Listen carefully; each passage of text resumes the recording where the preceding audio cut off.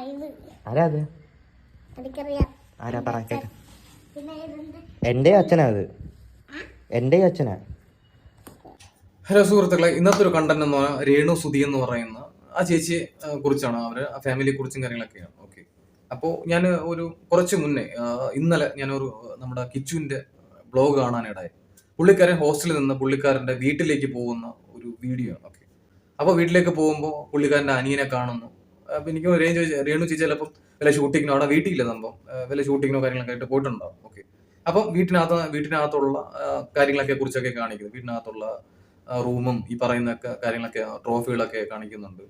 അപ്പം എന്നെ സങ്കടപ്പെടുത്തിയ ഒരു കാര്യം എന്ന് പറയുന്നത് സുധിച്ചേട്ടന്റെ ട്രോഫിയും കാര്യങ്ങളും കട്ടിലിന്റെ അടിയിലും ഈ പറയുന്ന രേണു ചേച്ചിയുടെ ട്രോഫി ആ ഫ്രണ്ടിലെ ആൾക്കാർ കാണുന്ന തരത്തിലേക്കും വെച്ചിരിക്കുന്ന തരത്തിലാണ് ആ വീഡിയോയിലെ കാണുന്നത്. എന്തോ ട്രോഫി? പാട്ട് പാടിയ ട്രോഫി.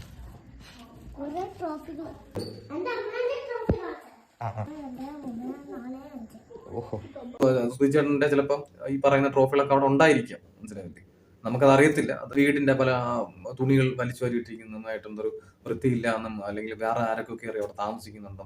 അപ്പൊ എനിക്ക് അതിൽ നിന്ന് മനസ്സിലൊരു കാര്യം എന്ന് വെച്ചാൽ രേണു സുധി എന്ന് പറഞ്ഞ ചേച്ചി അവര് ഷൂട്ടിങ്ങും കാര്യങ്ങളൊക്കെ പോകുമ്പോൾ ഈ കൊച്ചു ചിലപ്പോൾ ഒറ്റയ്ക്ക് ആയിരിക്കും. അപ്പം പറയുന്നത് ചിലപ്പോൾ അവരെ അമ്മയായിരിക്കും, ബന്ധുക്കളെ ഫാമിലി ഏതെങ്കിലും ഒരാളായിരിക്കും ചിലപ്പം അവിടെ ചിലപ്പോൾ ഈ മോനെ നോക്കുകയൊക്കെ ചെയ്യുന്നുണ്ടാവുമല്ലോ.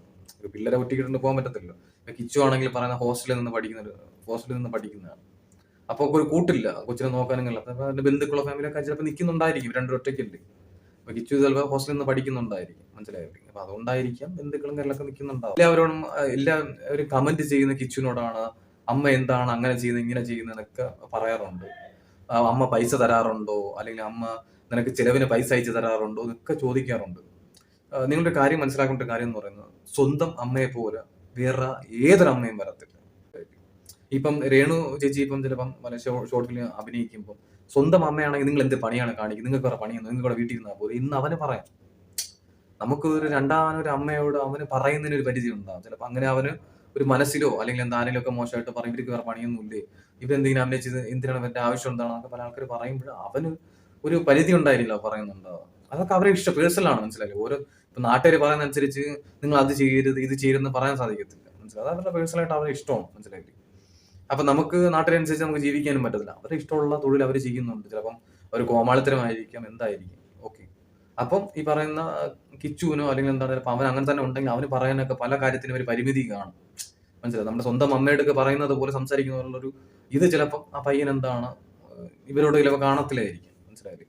പിന്നെ ഈ പറയുന്ന ചിലവിനായിട്ടുള്ള പൈസ ആയിരുന്നാലും ചോദിക്കുന്നതിനും അവനൊരു മടിയുണ്ടായിരിക്കും. സ്വന്തം അമ്മമ്മയുടെ നമ്മൾ സ്വാതന്ത്ര്യം ഉള്ളതുപോലെ ചിലപ്പം ഈ പറയുന്നവരോട് ചിലപ്പം കാണണമെന്നില്ല. അത് അവിടെയും തെറ്റല്ല, അവന്റെയും തെറ്റല്ല. ജീവിക്കാൻ വേണ്ടിയിട്ട് എന്താണ് അവരിതുപോലത്തുള്ള ഷോ എന്തെങ്കിലും ചെയ്യുമ്പോൾ അവർക്കായിട്ടുള്ള ഒരു എമൗണ്ട് ചിലപ്പോൾ കിട്ടുന്നുണ്ടായിരിക്കും.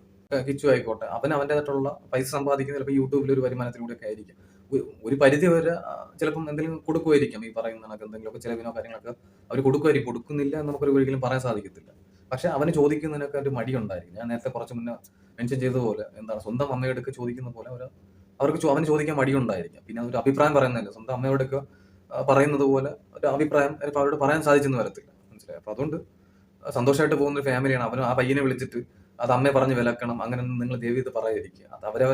അത് അവരെ റൂട്ടിൽ അവർ വെക്കോട്ടെ. അവരൊരിക്കലും ഒരു മോശം രീതിയിലൊക്കെ അല്ല പോകുന്നു, മനസ്സിലായി. നമ്മളെത്രയും കാണിച്ചിരുന്നാലും അവർ ജീവിച്ചോട്ടെ, മനസ്സിലായില്ലേ? അപ്പൊ ഞാൻ പറയുന്ന നിങ്ങൾ രണ്ടുപേരും ഇപ്പൊ പറയുന്ന സൂചിച്ചേട്ടന്റെ മക്കളാരാണ്, നിങ്ങൾ നല്ല നിലയിൽ പഠിക്കുക, നല്ല നിലയിൽ എത്താൻ നോക്കുക, നല്ല എന്താണ് അച്ഛനേക്കാൾ വളരാൻ നോക്കുക, അച്ഛൻ നല്ല ഒരു എന്താ പറയാ അച്ഛനേക്കാളും വളരാൻ നോക്കുക, നല്ല രീതിയിൽ ജീവിക്കാൻ നോക്കുക എന്ന് മാത്രമേ എനിക്ക് ഇതിൽ പറയാനുള്ള തോന്നിയിരിക്കും. അലിൻ ജോസ് വരെ ഈ ആറാട്ടെണ്ണൻ അല്ലെങ്കിൽ ഇത് കുറെ ആൾക്കാർ ഇതുപോലെ മനസ്സിലായി ചെയ്യുന്നില്ലേ. നമ്മൾ അതൊക്കെ സഹിക്കുന്നില്ലേ, ഇതും സഹിച്ച് കളയുക, നിങ്ങൾ സഹിച്ച് കളയുക, നിങ്ങൾ സഹിക്കുക, അത്രേ ഉള്ളൂ, മനസ്സിലായോ? അപ്പൊ അതുകൊണ്ട് എന്താണ് നന്നായിരിക്കട്ടെ. അപ്പൊ ഞാൻ കിച്ചുവിന്റെ ഒരു വീഡിയോ കണ്ടപ്പോൾ എനിക്ക് തോന്നിയൊരു കാര്യമാണ്. അപ്പൊ അതിലിടയ്ക്ക് കുറെ കമന്റുകളൊക്കെ ഞാൻ വായിച്ചപ്പോൾ എനിക്ക് തോന്നിയൊരു കാര്യമാണ്, എന്താണ് അത് എനിക്ക് വീഡിയോ ചെയ്യണമെന്ന് തോന്നിയൊരു കാര്യം, മനസ്സിലായി. അപ്പോൾ എല്ലാ കാര്യങ്ങളും നന്നായി നടക്കട്ടെ. Thank you guys.